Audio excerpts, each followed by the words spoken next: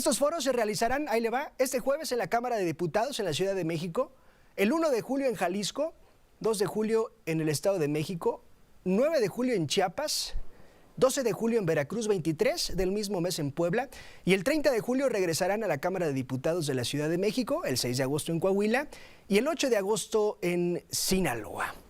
¿Tiene caso organizar estos foros si la decisión de carácter urgente está tomada y no hay marcha atrás, como lo ha dicho el presidente López Obrador? Es probable que el senador Julen Rementería, coordinador del grupo parlamentario del PAN, tenga esta respuesta. Senador, ¿cómo está? Juan Pablo, muy buenas noches. Me da gusto saludarte y saludar, por supuesto, a toda la audiencia. Senador y además diputado para la próxima legislatura, es decir, Julen estará ahorita, pero también estará ingresando la siguiente legislatura, es decir, le toca el tema de la reforma judicial porque le toca. Sí o sí. Sí, no se va a salvar.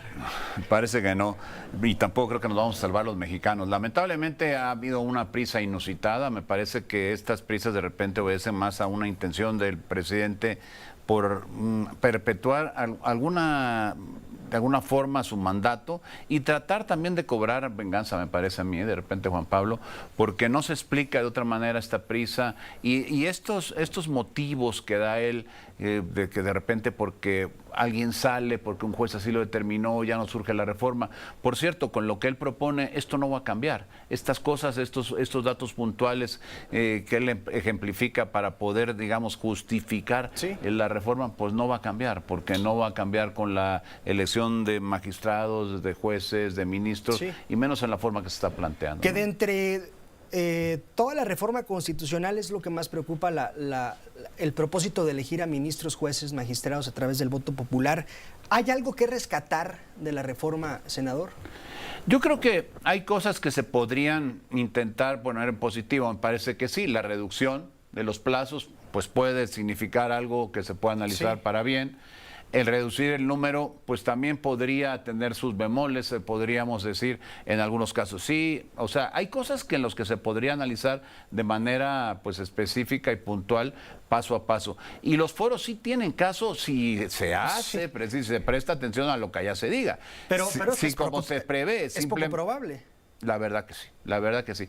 En los pasillos de la Cámara de Senadores y seguramente que en la de Diputados también, ya se habla de que esta reforma estará prácticamente promulgada antes del día 15 de septiembre. ¿De qué estamos hablando? De algo verdaderamente fast track. El periodo de sesiones empieza el 1 de septiembre, sí, pero realmente se instala, empiezan los trabajos hacia allá del 3 o 4 de septiembre. Tendríamos muy poco tiempo para poder aprobar en las dos cámaras, porque así habría que hacerlo, una reforma de este tamaño, de esta envergadura, y luego tendría que ir a todos los estados para lograr la mayoría de los estados de la República en sus congresos para que pueda considerarse una reforma constitucional ya totalmente confeccionada. ¿En los estados es la mitad más uno? Sí, pero de los estados del país. Sí, claro, de los 32 congresos. Porque ahí lo que se dice, en los estados lo que se ocupa es votar. Que la mayoría es de Morena también. ¿O no estamos de acuerdo? Que la mayoría de los congresos son morenistas. Sí, pero en los estados nada más se vota. ¿Se está de acuerdo este congreso o no se está de acuerdo? Y con ello, pues evidentemente los congresos morenistas van a votar por el sí, son la mayoría. Entonces, pero no es si tienen los votos o no, que los tienen. La gente se los dio, eso no está a discusión. Lo que debemos discutir con seriedad es si hay que reformar el Poder Judicial. Yo creo que sí. Yo creo que sí hay que reformarlo. Ahora, si esta es la propuesta que conviene al país, yo creo que no. Hay que ver de qué manera pudiera... ya está trabajando, por cierto, el PAN, seguramente se presentará los próximos días, en una propuesta alternativa donde se dice, queremos reformar el Poder Judicial, hagamos mejor la administración de justicia en nuestro país. Sí, pero de esta manera, no simplemente a capricho del presidente con tal, a mi juicio, de cobrar una vendetta contra específicamente los ministros de la Corte y de ahí barre con todo lo demás. Ahora, senador... evidentemente se valora el propósito de que Acción Nacional elabore una contrapropuesta, que lo haga el PRI, que lo haga el PRD, que lo haga quien sea. La cosa es, ¿los van a escuchar? Mira, no sé si nos van a escuchar, pero eso ya será responsabilidad de ellos. Nuestra responsabilidad es proponer, ir a las discusiones y decir, esto es lo que creemos que puede funcionar, por aquí podemos discutir y podemos incluso aprobar. Ahora, ya está en ellos. Por eso yo decía el otro día en una sesión ahí en la Comisión Permanente en el Senado, donde estamos sesionando diputados y senadores, que ahora la responsabilidad va a ser de ellos, de Morena, de sus partidos aliados, porque les dio una tal cantidad de poder la gente que ellos son los responsables de cómo se conduce este país. Nosotros desde la oposición vamos, sabremos, y así estamos dispuestos a hacerlo, responsables de señalar, de decir lo que no nos parece, apoyar lo que nos parezca, porque no es el no por el no.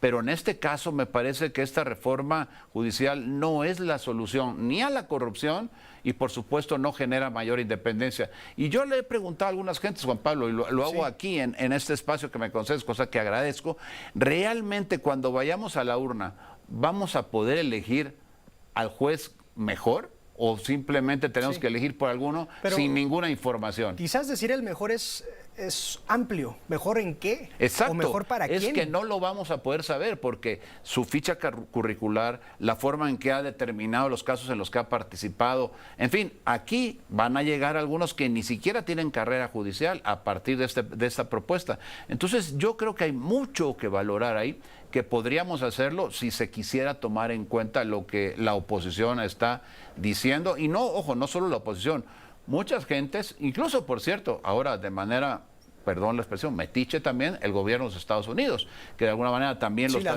también lo está señalando. Pero me parece que hay razón en la preocupación porque creo que el Estado de Derecho se puede vulnerar, la independencia se puede echar por tierra y desde luego no garantiza el que se acabe la corrupción. Hemos visto organizaciones, a abogados, a senadores de oposición, diputados, etc., alzando la voz por la reforma judicial. No tanto así por la Guardia Nacional, senador. Veo que aun y cuando hay inconformidad por lo que se pretende hacer, no es tanta la fuerza de desacuerdo contra la Guardia Nacional adherida a la Defensa Nacional, a la Sedena. Sí, es correcto. A mí me parece, yo coincido con esa apreciación. Es que la reforma judicial es una reforma muy profunda, muy profunda, y que por supuesto no es menor lo que quieren hacer con la Guardia Nacional, pero al final de cuentas lo de la reforma judicial es un hecho que va a trascender en la vida, pues ya ni siquiera la vida institucional, la vida política, el día a día de los ciudadanos de este país, porque al final es algo que hoy no vemos, es y que a lo mejor no nos va a afectar en el corto plazo, pero no sabemos cuándo podamos necesitar de algún juzgador honesto que resuelva con independencia, que no esté supeditado a intereses fácticos o de algunos grupos criminales o del gobierno en turno, en fin, este tipo de cosas que desde luego vulnerarían el Estado de Derecho, ¿no? Senador, respecto a la reforma judicial y la intención de elegir a magistrados, jueces y ministros a través del voto, hay una experiencia en Bolivia, que creo que es la única, y han dicho que no les ha ido bien. No, claro que no. Ahí tenemos lo que pasó exactamente con Evo Morales, ¿no? De repente, cuando a partir de esta elección de los juzgadores en aquel país, en Bolivia, de repente dijeron, bueno, ya los eligieron así, estos son. Y cuando Evo, después de su segunda reelección, quiere llevar una reelección adicional, bueno, pues la Constitución se lo prohibía. Y entonces lo sometió precisamente, pues, aun cuando la Constitución se lo prohibía, y quienes se lo había puesto el gobierno como magistrados, como jueces, pues le resultó que le dieron el sí. Y entonces, bueno, pues ahí está una clara muestra de que no es por la vía del voto popular donde se pueden lograr a los mejores magistrados, a los mejores jueces. ¿Queremos eso? Sí. Hay formas de hacerlo, de mejorar lo que se tiene, sí. Hay que reconocer que en el Poder Judicial hay mucho por hacer, que se puede mejorar, sí. Pero yo no creo en ningún caso que esto sea una propuesta que permita suponer que en el futuro vayamos a tener un Poder Judicial menos corrupto, más independiente. Pues no funciona así, no va a funcionar así, y yo creo que casi cualquiera lo puede entender. Ahora, ¿qué pasa? Que me parece que estamos ante la ausencia, digamos que, de voces que alerten desde el gobierno o desde Morena hacia el propio gobierno, diciéndoles, oye, ¿cómo le van a voltear bandera? Pues deberían, en la responsabilidad que tienen con la gente, ¿no? Porque eso es lo que se debería de hacer. Pero bueno, sabemos que en la práctica eso no ocurre y que bueno, el presidente ha dicho ni una coma y también ha dicho cualquier cosa menos la elección de jueces, ministros y magistrados por elección popular.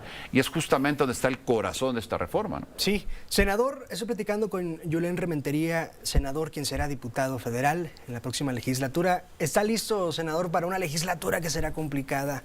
Morena y aliados, la mayoría, la oposición intentando levantar la voz y de pronto quizás ¿Habrá ahí confrontaciones? Yo creo que Senador y diputado. Sí, estoy listo. Yo creo que estamos dispuestos, los que estamos al frente de esta responsabilidad, o los que estaremos al frente de esta responsabilidad, hablo por los del PAN, a enfrentar este momento histórico del país. Me parece que lo vamos a vivir así. Yo lo veo casi como un cambio de régimen, donde de repente vienen todas estas reformas, porque no se habla solo de esta. Hay otras en el paquete que anunció el 5 de febrero, que son muchas, que las quieren muy rápido y que debiéramos darnos la pausa y el tiempo para analizarlas y de resolver sobre lo que más convenga a México. ¿Tenemos los votos para impedirlo? No. Pero vamos a tener la voz y vamos a tener la tribuna para advertir y para tratar de entrar en razón. Y por supuesto algo más. Yo conozco a muchos que serán diputados de Morena y de sus partidos aliados. Que fueron compañeros senadores suyos. Sí, y otros que no lo son, pero que también los conozco y que ahí van a estar, y que de alguna forma creo que tengo la posibilidad de hablar con ellos y de poder, a título personal, y decirles, oigan, ustedes en un examen de conciencia saben que esto que se está haciendo no es estrictamente lo correcto. Hagámoslo de alguna forma. Oigan, no le quieren decir al presidente que no le quieren decir ahora próximamente a la presidenta que no. Bueno, veamos cómo tratar de hacer algunas cosas, pero que no nos vayamos al extremo, que no pongamos en riesgo la viabilidad de este país, ¿no? Senador, pues muchas gracias por su tiempo y nos dará gusto seguir platicando. Al contrario, Juan Pablo, encantado de visitarte las veces que haga falta, con muchísimo gusto. Muchas gracias, es el senador de la República, Julen Rementería, quien será pues también diputado federal en la próxima legislatura.